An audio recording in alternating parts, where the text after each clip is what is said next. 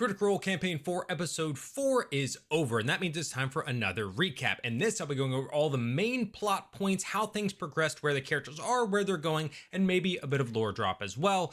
This is, of course, going to have spoilers for Episode 4 because it is a recap. So if you do not want spoilers, click away now because we're going to be getting into things. But before we do, if you are interested in Critical Role content, nerd culture content like Dungeons & Dragons and more, make sure to subscribe to the channel and give this video a thumbs up. And of course, leave any sort of comment, even if it's just an emoji, down in the comments to help me with the algorithm and you get more of me in your feeds. So now let's talk Episode 4. So we started with yet another cold open. This is something we've seen throughout all of the Overture. This time, however, we had costumes on as it was the Halloween stream. It was Brennan and Bolair. That's all. Bolair is on his way to a tavern and he has a package in hand. He goes in, he goes to a certain area, uses a password, gains entry to like a secret underground area for a little of the, the shady folks. He overhears a woman having a conversation with another woman who is offering services of some kind about a father that the other one had lost. So this may be something about being able to get into the afterlife or bring somebody back at some point, but it seemed a little shady. He also ends up meeting with Rulius and Calastro Mercanod. Those are the tailors that Tahor dealt with. They have somebody who's drugged, it seems, and they sucked like some of his soul or something out of his head. It was creepy. And then something you may not realize if you were watching it in that moment, Bolair asks about getting a new suit. You'll understand this later. From there, he's approached by Oberst Drime, who's like a fence for illicit goods. Drime tells Bolair that his room set up in the back for him because they have some sort of deal being made. However, when Drime opens it, he seems to be disappointed. Maybe it's missing. We're not really told. He's just like, hey, is this a joke? He then threatens Bolair and casts a sleep spell, putting Bolair to sleep. It's at this time that he pulls the mask off of Bolair. This is what Brennan is telling us as spectators, as a storyteller, that the mask is pulled off, and I'll let you hear how it was described. As he pulls the mask, he sees, well, first of all, a bit of flesh pulls like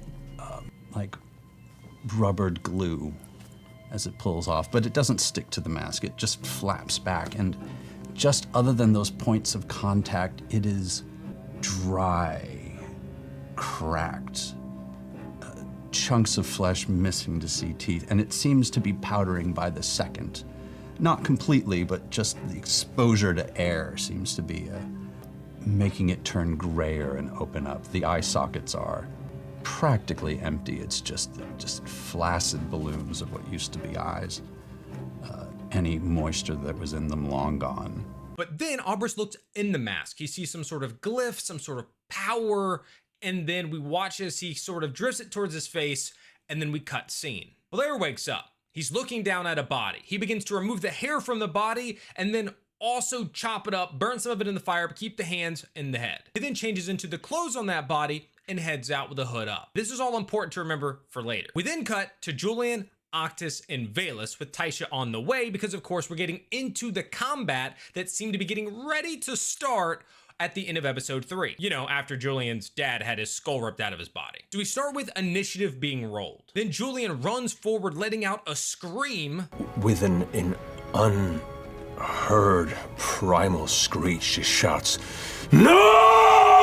before attacking Primus. As he does, he realizes Primus is only like 3/4 in this realm, which I'm guessing is kind of like displacement or something like that to add some sort of difficulty to hit, maybe an armor class, something like that. We also learned that Matt refers to Julian's gauntlet as the Demi-Gauntlet. There's a lot of pretty creepy stuff and like really awesome one-liners here. Like Primus pulls out a candle, a black candle with like silver things on it, and basically says, "I hold your house no ill will," but he's destroying it. Like he's literally trying to defeat and just dismember completely the Davanos and the Royce. Then we cut to upstairs where we had Octus being grabbed in a silent spell along with Lady Aranessa as Etherend, Octus's brother, and his cloaked ghouls are there. We then find out these are not regular ghouls. These are like buffed ghouls. Combat kind of goes, and then we get a speech from Brennan about how this is not fair, and it's not supposed to be. And I will remind you as your friend, because we are playing a game together above the table,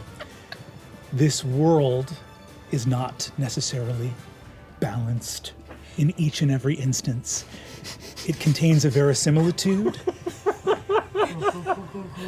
and I wish for you to walk in the light of that truth. We're going to keep things extremely honest because the world of Ahriman is not fair. As combat unfolds, Octus is hit by a crit, and we're put in a situation where He's knocked down to 1 HP before the crit, and then after, if that crit does at least 24 points of damage, he dies. Outright, no death saves. That would put him negative his max HP. If he deals 24 points of damage, this will be the end. What? And that's exactly what happens. Octus is basically one-tapped to death by that crit. There's a lot of emotions at the table. Ashley is shocked. Abria is shocked, both in character and out of character. During Octus's sort of dying sequence, he looks up towards his brother and he says all he can really think about is that he's not going to hold up his promise that he gave Thimble of "I'll see you later. I'm going to meet up with you." We also get a scene where Pin basically falls apart. All of the stitchings, because Octus is dying, just break. And all these little fox pieces fall. Taisha shows up, smells blood, and makes a beeline for where she thinks Octus is, upstairs. That's where she had the smell coming from. And she heard some scuffles. And then we get another banger line from Primus that says, "Tonight, Davos, Royce, and all their vessel houses end." Then Primus uses Circle of Death, killing all the extra NPCs except for Lady Aranessa. They're all wiped out in this moment by this spell. Ashley, who doesn't have a great success rate with attacks this night, ends up striking Primus as Valus deals some radiant damage, and they find out that he is vulnerable to that. The fight seems some shifts. Lady Aranessa, who didn't start off very strong in this, as there was the silence she couldn't cast. Silence was dropped by Etherin when he was killing Octus and also stealing his heart and placing the stone within him. And now she gets to kick things in. She's just grasping vines to hold herself as well as them. And then eventually we get to a point where she's a bit free. She hastes Julian. Julian has a great combat, probably the only one in this entire campaign so far who has had a very strong combat, and he kills a bunch of enemies. But Primus leaves. It's at this point that the shades break through the veil. If you remember from last week, there were all these shades just behind that Vela sensed. Well, now they break through, and now they're all having to fight them. Etherin gives a quote to his brother as he has that heart out in his hand, saying there was something always wrong with you, and that he should have held on to the name of Taconis and been proud of that before he goes over to meet his father, who again is leaving, and they plane shift away. This hints to the idea that Primus is somewhere between like 13th and 15th level based on the spells he's using. Aranessa calls out, and we see these nightingales coming off of the trees, and there's stuff with like undead fairies, and things get wild. But Aranessa has proven she's got some good powers herself. She's also a decently high-level spellcaster, maybe even matching Primus to some degree. And they help to run off the shades. However, it's not before Taisha ends up going down, rolls a nat 1 on her first saving throw, but allows her to have a moment where she's like on the brink of death. She's on death's door, and she's able to communicate a little bit with Octus. And she basically tells him, "Don't go." He has this moment of thought and then responds, "Okay," and he tries to come back. He rolls a wisdom save, and it's not a very good roll. He tries to walk back in this sort of interdimensional space between death, I guess, but then Primus's hand comes out and pulls him as he's trying to walk away, and it splits his spirit. Then he's on a table, and there's someone above him, something above him. He sees wings burst out of his chest, and then a fox head, Pin's head, also comes out of him. And I'm talking about Octus's body here. In the end, he feels something moving within him and something still within him. And he reaches for the thing that is still. He pulls it out, and it is the night song. The being above him lets out a "no!" and then poof. And suddenly, Alex is asked to leave the table. Aranessa then helps with some magic to get them to their escape. So as they're running out, Julian decides, "I'm not leaving behind my father's gauntlet." He runs back, he grabs the gauntlet off of his father, and then they run away. Then they took their break. Then we come back to Hal's house. There we have Hal, and we have Murray. Hal gives the letter to Murray that he was told to give her and told to help her. This letter was from Thiazi. The letter reveals that Thiazi had word for Bolair and that something was up with him. Murray then goes into some details about her relationship with Bolair and Thiazi, how sometimes they were working together, her and Bolair, sometimes against each other, to try to find things or look at things for Thiazi. And around this time, we learn that Murray is a diviner wizard. Then we cut to Azune, who is at the Falconer's Rest. He has a moment thinking of the other soldiers over the years, looking over the names, saying their names. From there, he heads to Hal's house. As he arrives, Murray is just leaving the door, says, "Come on, let's go. Octus is in trouble." It's at this point we jump to Bolair, who has cleaned himself up and is looking to find Thimble. He doesn't know what we know. They already left. They arrive. Murray uses message to let him know they're outside. He comes down and gets them, takes him through a back door and into an archive. As they're walking, he asks where Thimble is, and they inform him that she's already left the city. He says that he and Thimble had an arrangement, and he really needs to talk to her about that. I'm thinking this could hint at the thing not being in the box at the beginning, which led to the things that happened. Around this time, Hal realizes that Bolair seems a little bit healthier. I will say it's a couple interesting things. I see him a little A little energetic, more energetic than normal, and a little shaky, but that just could be because of the way things are going. I'm not as delicate on my feet right now as I normally am. I'm a little clunky, like I've been drinking, but not just in the way I walk. Also, there are always I cover up pretty tightly, but in the couple places where you can see skin, and there are not a lot of them, I am not gray. I am much healthier looking than I was for the last couple months. Bolair then opens a secret archive and leads the group down. Murray's looking around at all the items down here, and they notice a large stone hand that appears to have what, they kind of described as like a tattoo on it. And also that it has like a bone sticking out the bottom. It's not just a stone hand, but it has what appears to be a stone bone coming out. Hal uses comprehend language on it and ends up learning a little bit of information, but it's kind of cut off at the wrist, so it's not a whole lot. The beginning of the tattoo says, written in ancient High Giant. This language would have been taken from the language directly of primordials. You think that this giant with a 30-foot hand, what their head would have touched the bottom of cloud. How tall was this creature? The phrase begins, where we have stood since the dawn of time, no one else will shape against, and reaches the wrist. Hal then turns his attention to Bolair and says, hey, we have things to discuss, and I don't understand what's going on in the relationship between you and Thiazi. He then incites Bolair, but he rolls a nat 1 and Bolair rolls a nat 20, and Brennan says, Bolair, they will believe anything you tell them. Bolair then claims that Thiazi knew things about him that would make things very bad, and that he blackmailed him into stealing things for him. And he says that Thiazi did not treat him well. So now we're getting a different look at Thiazi at this point. We're getting Bolair basically saying like, hey, he wasn't this great, I'm a warrior fighting for everybody else, but he was kind of bad to me and he blackmailed me. So at this point, Hal is like, hey, well, we need to trust each other. That's when Bolair lays it all out. He says he fought in the Shaper War, but not as necessarily a person. He reveals that he is the mask. He's not the person. Think back to the beginning. When that guy slept him and took the mask off, the mask then went on his face and he chopped up his previous body. That was him on the ground. He cut off the hair to put his hair on, chopped up the body to get rid of it, and now the mask was controlling the new guy, Obrus Drime. We learned that the mask was created by the halflings. It was their weapon against the trickster god. So, we had like the Loys found the metal underneath that they used to craft to fight their god. Well, the halflings created masks that would do a play that would defeat the trickster god. So there are multiple masks out there. We got a lot of lore with this one. Essentially, he was created 2 days before the death of the trickster goddess. He was created to destroy her. It worked. And then for that point, he was basically just used in various conflicts, wars, things like that, until finally he was like, I was created for a purpose. That purpose was delivered.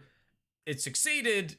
I want to go do other stuff now. And he started to take over people to do things like this. He also tells Hal that he inspired him to do more through his theater. Ozune asks, well, how did Thiazi know about you? And Bolair says he's not really sure. Maybe because he did various missions or things like that during the Falconers Rebellion, and maybe he spotted something, but he doesn't know. And that's when they're interrupted by Lady Cormorant entering the archive above. Again, they're down in a secret archive. She came in above. She really wants to talk to him and kind of get a little bit of a tour. Bolair, because of the things happening below, Bolair's like, nope, can't do that. Maybe another night, come back tomorrow. And then they notice all the lights are out at the Davnos Palazzo. It's at this point that Bolair shoos Lady Cormorant out and the guy who brought her in. So then he heads back down to the group, tells them about it, and they head off to the Palazzo. There they find more of that black wax. They tie it to powerful magic, bad magic with death. That's when they notice a fox running past them towards the Loy estate, the fox being Penn. Brennan then asks Julian, Taisha, and Valus to join the table. During the travel towards the estate of the Loys, Taisha says she's been using Cure Wounds on Octus, and it's just basically mending his body, but it's not bringing him back. Lady Aranessa then recounts what happened to Octus to the rest of the group, the stone with wings, that Etherin killed him, took his heart, and then Taisha detects something within him. It's at this moment that the rest of the group shows up that we were just with. During these conversations, Bolair tells Julian that something is attached to him. That's in reference to the shadow that he walked out with after spitting on Thiazi's body back in an earlier episode. Murray tries to detect the thing that is inside of Octus. Then her and Bolair work together to try to remove it. And it works, thanks to the Portent Magic die being a 20 that she uses for that, some rolls between her and Bolair that go pretty well, some bonuses, and they end up up succeeding on what was given as a DC 30 to be able to do this. You hear a gasp, and it's from Octus. However, he's still dead. Octus, Yes. you wake up dead.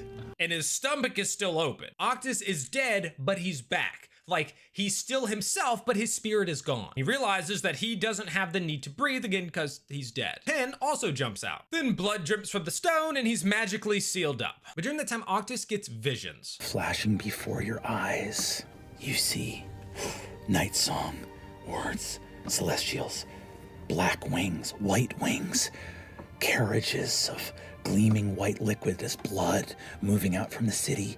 You see endless night storm. You see the Dvalmar Pass, carriages of the Royce family. You see the Taconis moving. The face of not your father, but could it be his father? Something else. Spirits of the dead, armies of the Taconis. But the armies aren't marching in life. They march in death. There is a war being fought in the underworld. Your family is waging it. You saw it all unfolding. You see an orcish warrior standing against the dead somewhere past the Dvalmar Pass. You see the symbol of the Barrow Guard. And you may have noticed a bit of a reaction there towards the end from Taisha because Allogar, her son, is a member of the Barrow Guard. Valus, who we found out is over 800 years old, kind of looks and is like, I want the stone, but I also realize if I take the stone back, I'm just taking it back there to just be alone and sad with it. I guess this is kind of the logic behind her not being like, hey, I said I was coming for that. Give me the stone out of him. I don't care. I'm going to go back and be alone over there. Then we get one of my favorite moments from the whole episode as everybody else is like, oh, it's a miracle. He got brought back. This is fantastic. This is great. And Julian draws a blade and points it at Octus and is like, hold on a second. I love it so much that I'm actually going to let it play. However, I've trimmed out some of the dead air, so it's going to go a little bit faster, but I want you to see this. If you haven't already, I loved it. As Julian raises his blade in the direction of Octus. What do you know? About what specifically? I immediately step forward and Taconis. interpose. I interpose myself between him. A glass rapier appears in my You hand. trust all so quickly. Okay. This one who walks from the realm without a heart once again amongst you, and you're so easy to call him a great gift from beyond. His family have always been nightmares. And tonight, they have taken everything from me. And I just slowly push the blade Hold to where person. that chest is. Give me a wisdom saving throw. That's going to be a 16. I just put my Aranessa, hand where the blade is. Like, you'll push through. Everybody, just calm down. I'm so sorry. No idea why my family was there. I haven't seen them in years. I've been traveling with Taisha. I tried to help the Aussie. I don't know what they were doing. Did you see anything across the veil? Did they unveil some great plan? What did they take from you and why? Are you still the bait in our midst? Is this miracle a way to gain more trust so we follow you even further into whatever their great plan is to guide us into what Meat Shredder will make more of whatever it is that fucking killed everything that matters to me? So you put your hand and you defend him. You call him a miracle. You laugh. You sit there and you are so prideful with what you do here. It's a beautiful scene. It's around this time that Aranessa steps in and is like, tell us what you saw. Trying to defuse the situation and knowing that Matt Mercer's character Julian is very hurt in this moment because of his loss and everything going on, Taisha steps forward, attempting to hug him. He puts the blade towards her. She continues to walk forward. And it's at this time that Brendan comes in with Lady Aranessa to defuse the situation, placing her hands on each of them, trying to settle things down. And this ultimately leads to her being like, yes, her houses were destroyed, blah, blah, blah. And then it's like, Octus, what did you see? And that's where we end things. That is your recap for episode 4 of campaign 4. Once again, if this content is stuff that interests you, like Critical Role, Dungeons and Dragons, and other nerd culture content, please subscribe to the channel, give this video a thumbs up, and leave a comment down below, even if it's just an emoji, to help me in the algorithm. If you want to support me making content like this, please consider becoming a member here on YouTube or subscribing over on my my Patreon, link down below. And until next time, good luck in your adventures.